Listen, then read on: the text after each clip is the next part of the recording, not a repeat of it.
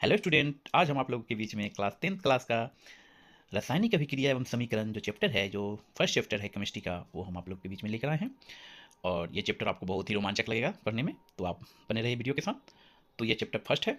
इसमें हमको पढ़ना है सबसे पहला जो है रासायनिक अभिक्रिया एवं समीकरण। तो चलिए आगे देखते हैं।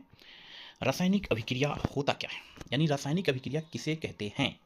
ठीक है, तो ऐसा परिवर्तन जिसमें नए गुणों वाले पदार्थों का निर्माण होता है उसे हम रासायनिक अभिक्रिया कहते हैं। क्या बोलेंगे? ऐसा परिवर्तन जिसमें नए गुणों वाले पदार्थों का निर्माण होता है उसे हम रासायनिक अभिक्रिया कहते हैं। अर्थात जैसे कि दो पदार्थ या दो से अधिक पदार्थ को मिलकर एक नए पदार्थ का जब निर्माण हो जाता है तो हम कह सकते हैं कि यह जो नया पदार्थ जो बना है वो किसके कारण बना है, तो रासायनिक अभिक्रिया के फलस्वरूप बना है। जैसे हाइड्रोजन और ऑक्सीजन को मिलाने से जल का निर्माण होता है, तो मेरे दोस्तों हाइड्रोजन और ऑक्सीजन जो हो गया वह रासायनिक अभिक्रिया में भाग लेने वाले पार्टिकल्स हो गए, और जो नए पदार्थ जो बने, जो जल बना, ठीक है, तो नया पदार्थ का निर्माण हुआ। तो ये निर्माण क्यों हुआ? तो ये रासायनिक अभिक्रिया के फलस्वरूप ही यह निर्माण देखने को मिला। तो आप समझ चुके होंगे कि रासायनिक अभिक्रिया किसे कहते हैं और रासायनिक अभिक्रिया के दौरान एक नए पदार्थ का निर्माण होता है। आगे चलते हैं। जैसे जैसे उदाहरण में आप देख सकते हैं कि यहाँ पर देख सकते हैं उदाहरण में कि भोजन का पाचन, जैसे हम भोजन को कर रहे हैं उस समय वो पदार्थ होता है, लेकिन जैसे ही भोजन का पाचन हो जाता है तो वह एक नए पदार्थ का निर्माण करता है। उसी प्रकार से श्वसन हो गया, लोहे पर जंग लगना, लोहे पर जंग लगना भी एक रासायनिक अभिक्रिया है, क्योंकि उसका फलस्वरूप नया चीज में कन्वर्ट हो जाता है, यानी लोहे पर जंग लगने पर उसका स्वरूप में चेंज आ जाता है, तो हम कह सकते हैं कि यह रासायनिक अभिक्रिया है। मैग्नीशियम के फीते का जलना, ठीक है, इसमें भी हम बोल सकते हैं कि यह रासायनिक अभिक्रिया है, क्योंकि नए पदार्थ का निर्माण होना।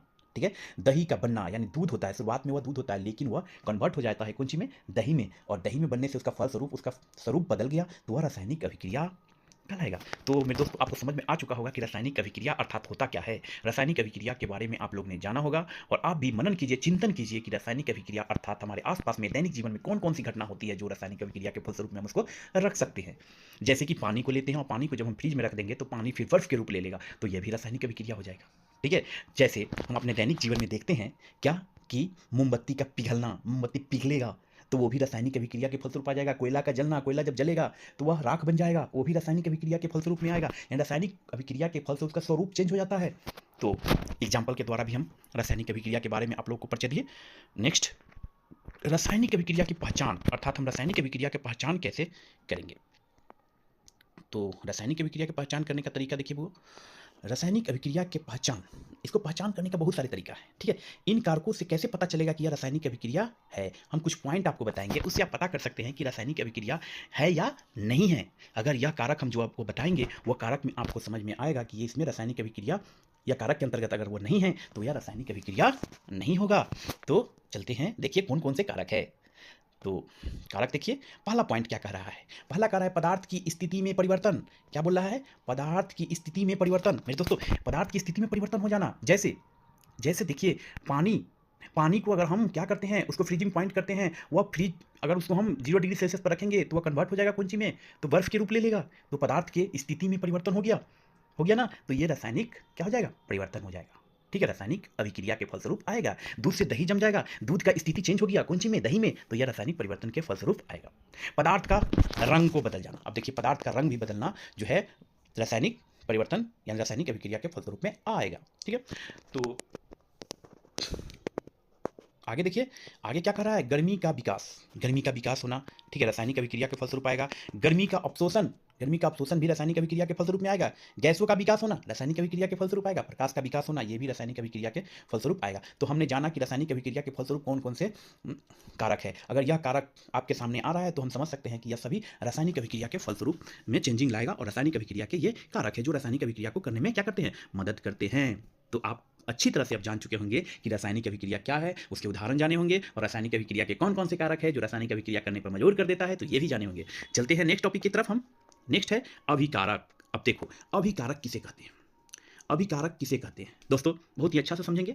जैसे रासायनिक अभिक्रिया जो होती है, रासायनिक अभिक्रिया के फलस्वरूप जो पदार्थ रासायनिक अभिक्रिया में भाग लेते हैं उसको हम अभिकारक कहते हैं। जैसे जैसे कि आपने जाना होगा कि जल का निर्माण किस चीज से होता है, जल का निर्माण हाइड्रोजन और ऑक्सीजन के मिलने से जल का निर्माण होता है। तो जल का निर्माण में जो भाग लिए, यानी कि कौन कौन सी भाग लिए, हाइड्रोजन और ऑक्सीजन, और ये दोनों मिलकर H2O का निर्माण किए, अर्थात जल का निर्माण किए। और जल जो बना वो क्या हुआ, वो प्रतिफल हो जाएगा। लेकिन जल को बनाने में मदद कौन किया, हाइड्रोजन और ऑक्सीजन, और जिससे क्या मिला, तो हमको H2O मिला, और ये H2O जो है प्रतिफल है। यानी हम कह सकते हैं कि अभिकारक वह होता है जो रासायनिक अभिक्रिया में भाग लेता है, और भाग लिया यहाँ हाइड्रोजन और ऑक्सीजन, और निर्माण क्या किया, जल का। जल क्या हो गया, प्रतिफल, अभिकारक क्या हुआ, हाइड्रोजन और ऑक्सीजन। तो नेक्स्ट, अब देखिए उत्पादक। उत्पादक किसे कहते हैं, तो उत्पादक समझेंगे ऐसे पदार्थ जिनका निर्माण रासायनिक अभिक्रिया के फलस्वरूप होता है। इसको हम प्रतिफल भी बोल सकते हैं। क्या बोलेंगे, प्रतिफल। तो प्रतिफल भी इसको हम क्या कर सकते हैं, बोल सकते हैं, क्योंकि रासायनिक अभिक्रिया के फलस्वरूप एक नए पदार्थ का निर्माण हुआ। जैसे नए पदार्थ क्या हुआ, हाइड्रोजन और ऑक्सीजन को मिलाने से हमका जल का निर्माण हुआ, जो जल हुआ जो हमारा उत्पादक हुआ। तो उत्पादक किसे कहते हैं, आपको समझ में आ गया होगा कि रासायनिक अभिक्रिया के निर्माण में जो नए पदार्थ का निर्माण होता है, जो पदार्थ बनते हैं, उसको उत्पादक हम कहते हैं। ऐसे पदार्थ जिनका निर्माण रासायनिक अभिक्रिया में होता है उसे हम उत्पादक कहते हैं। ठीक है, तो आगे चलते हैं। अब आया दोस्तों रासायनिक अभिक्रिया। रासायनिक अभिक्रिया क्या होता है, सॉरी, रासायनिक समीकरण। तो रासायनिक समीकरण अर्थात हम समझेंगे कि हमारी केमिस्ट्री में, रसायन शास्त्र में रासायनिक समीकरण का क्या योगदान है। तो रासायनिक समीकरण जो होता है किसी चीज को, किसी लंबे व्यापक चीज को संक्षिप्त रूप में लिख देना, और हम संक्षिप्त रूप में ही जान जाते हैं कि ये हाइड्रोजन है, हीलियम है, और इसको शॉर्ट सिंबल के माध्यम से हम समझ सकते हैं। और उसको हम जब सूत्र के रूप में, छोटे छोटे सूत्र के रूप में जब लिख देते हैं, फॉर्मूला के रूप में लिख देते हैं, तो इससे क्या होता है कि हमें, जैसे कि स्पेस, कम स्पेस में हम उसको अच्छी तरह से डिफाइन कर सकते हैं, और जैसे कि हम सूत्र के माध्यम से संक्षिप्त में प्रदर्शन कर सकते हैं, जिससे ताकि हम कम से कम समय में ज़्यादा से ज़्यादा चीज़ लिख सके और समझ सके। तो हम रासायनिक समीकरण किसे कहते हैं, समझेंगे। किसी रासायनिक अभिक्रिया का उसमें भाग लेने वाले पदार्थ, क्रियाकारक एवं उत्पाद के प्रतीकों तथा सूत्रों के माध्यम से संक्षिप्त प्रदर्शन रासायनिक समीकरण कहलाता है। समझे, रासायनिक समीकरण किसे कहा गया, यानी कि इनका कहना है कि हम प्रतीकों के माध्यम से, सूत्रों के माध्यम से संक्षिप्त रूप में प्रदर्शन कर देते हैं, उसी को हम क्या कहेंगे, रासायनिक समीकरण कहेंगे। जैसे कि आप जानते हैं कि हाइड्रोजन और ऑक्सीजन, आप जानते हैं हाइड्रोजन प्लस, देखिए आप जानते हैं, आप जानते हैं हाइड्रोजन और ऑक्सीजन दोनों मिलता है तो फिर क्या बनाता है, तो H2O बनाता है। तो हम ये हाइड्रोजन लिखने की आवश्यकता नहीं, हम H लिख दिए तो सिंबल से हम पता चल गया, संकेत से हमको पता चल गया कि हाइड्रोजन है। ऑक्सीजन को हम पता चल गया कि ऑक्सीजन है। अगर हम H2O लिख दिए तो हमको आगे पता चल जाएगा कि अच्छा यह जल का सूत्र है। तो ये संक्षिप्त कर देता है, यानी रासायनिक समीकरण की आवश्यकता हमको होता है कि बड़े बड़े शब्दों को, व्यापक चीज़ों को हम शॉर्ट रूप में लिख सकते हैं। यही क्रिया, यही जो टेक्निक है उसको हम कह सकते हैं कि यह रासायनिक समीकरण है। रासायनिक अभिक्रिया और रासायनिक समीकरण द्वारा निरूपित की जाती है। रासायनिक अभिक्रिया जो होता है उसको रासायनिक समीकरण द्वारा ही तो निरूपित किया जाता है। जैसे आपको बताए थे हाइड्रोजन और ऑक्सीजन को मिलने से जल बनता है, तो हाइड्रोजन और ऑक्सीजन क्या है, यह हाइड्रोजन और ऑक्सीजन का सिंबल दे दिया जाता है तो वह रासायनिक समीकरण हो जाता है। ठीक है, और इसके फलस्वरूप रासायनिक अभिक्रिया का निर्माण होता है, जैसे कि जल हो गया, H2O हो गया। अब हम आगे समझेंगे रासायनिक समीकरण में तत्वों के प्रतीकों, अभिकारकों और उत्पादकों के रासायनिक सूत्र उनकी भौतिक अवस्था के साथ लिखे जाते हैं। रासायनिक समीकरण में तत्वों के प्रतीक या अभिकारकों और उत्पादकों के रासायनिक सूत्र और उनकी भौतिक अवस्था के साथ लिखे जाते हैं। तो ये तो हम जान चुके हैं। चलिए आगे चलते हैं। संतुलित रासायनिक समीकरण क्या होता है, देखिए संतुलित रासायनिक समीकरण क्या होता है और संतुलित रासायनिक समीकरण क्या होता है, दोनों समझेंगे। अब तो हम समीकरण के बारे में जान गए कि छोटे छोटे संकेतों के रूप में या सूत्रों के रूप में हम किसी चीज़ को प्रदर्शित करके उसका संक्षिप्त रूप में व्यापक चीज लिख देते हैं। ठीक है, अब यहाँ पर क्या कह रहा है कि संतुलित कैसे होगा, जैसे कि संतुलित दोनों पर, जैसे कि यहाँ पर लिखा गया, यहाँ पर समझेंगे हम, यहाँ पर समझने की कोशिश करेंगे क्या कहा गया। देखिए, ऐसी रासायनिक समीकरण जिसके दोनों पक्ष बाएं तथा दाईं ओर में प्रत्येक तत्वों के परमाणुओं की संख्या बराबर होती है उसे क्या कहते हैं, रासायनिक समीकरण कहलाती, संतुलित रासायनिक समीकरण कहलाती है। जैसे अगर इधर भी जैसे हाइड्रोजन इधर 2 है तो उधर भी हाइड्रोजन की संख्या, बाएं तरफ भी हाइड्रोजन की संख्या 2 हो, अगर नहीं है तो उसको हम क्या करेंगे, संतुलित करके लिखेंगे। जैसे यहाँ पर आप देख सकते हैं, यहाँ पर देखिए संतुलित करने का, यहाँ पर देखा जा सकता है कि संतुलित करने का एक दो उदाहरण के माध्यम से हम समझ सकते हैं कि संतुलित कैसे किया जाता है। एक मिनट, हाँ, तो अब हम समझेंगे रासायनिक अभिक्रिया के प्रकार। रासायनिक अभिक्रिया के प्रकार समझेंगे। तो रासायनिक अभिक्रिया जो होती है, रासायनिक अभिक्रिया के प्रकार को हम समझेंगे। तो रासायनिक अभिक्रिया के प्रकार, संयोजन अभिक्रिया, पहले हम समझेंगे किसके बारे में, संयोजन अभिक्रिया। अच्छा, संयोजन अभिक्रिया कहते किसको हैं, तो समझिए संयोजन अभिक्रिया किसे कहते हैं, तो वह रासायनिक अभिक्रिया संयोजन अभिक्रिया में बोल सकते हैं वह रासायनिक अभिक्रिया जिसमें दो या दो से अधिक पदार्थों का संयोग करके एकल पदार्थ का निर्माण होता है उसे संयोजन अभिक्रिया कहते हैं। यानी वैसा अभिक्रिया जिसमें दो या दो से अधिक पदार्थ या तत्व हो या यौगिक संयोग करके एक नए पदार्थ का निर्माण करते हैं, क्या कहलाता है?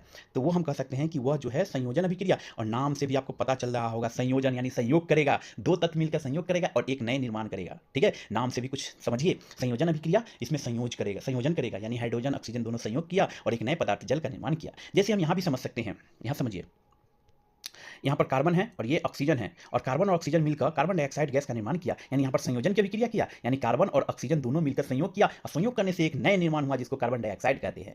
हम ये दोनों कार्बन और ऑक्सीजन अभिकारक का रूप हुआ और यहाँ जो CO2 बना वह प्रतिफल हुआ। ये भी समझते चलेंगे। ठीक है, ये भी हम समझने की कोशिश करेंगे। अगर हम यहाँ समझना चाहते हैं कि यह संतुलित है कि नहीं है, तो देखिए कार्बन की संख्या एक, ऑक्सीजन की संख्या दो, ऑक्सीजन की संख्या दो, तो ये संतुलित है। तो हम बोल सकते हैं यह संतुलित रासायनिक समीकरण है।